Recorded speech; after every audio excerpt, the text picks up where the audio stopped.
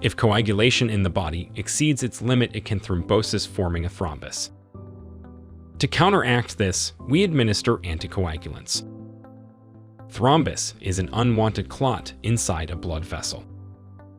Thrombosis is particularly likely to occur where the blood flow is sluggish because this allows activated clotting factors to accumulate instead of being washed away. It is commonly observed as postoperative thrombosis in the leg veins. Sometimes bits of thrombus break off, which is called emboli, and are carried to distant sites, which may be severely damaged, like in the case of pulmonary embolism. In the slower-moving venous side of the circulation, the thrombus consists of a fibrin web enmeshed with platelets and red blood cells.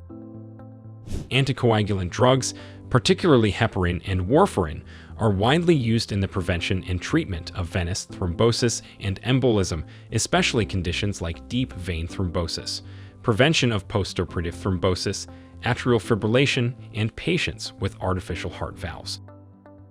The main adverse effect of anticoagulants is hemorrhage. In this lecture, we will give an overview on the mechanism of action and sites of action of different anticoagulants like vitamin K antagonist like Warfarin, Factor X inhibitor that is Rivaroxiban, Thrombin Inhibitor like Dabigatrin, anticoagulants like heparin, fractionates, and low-molecule weight heparin. Anticoagulants are less useful in preventing arterial thrombosis because in faster-flowing vessels, thrombi are composed mainly of platelets with little fibrin. This is where anti-platelet drugs are more useful to treat a patient, and fibrinolytic drugs like streptokinase. So let us move towards the next section.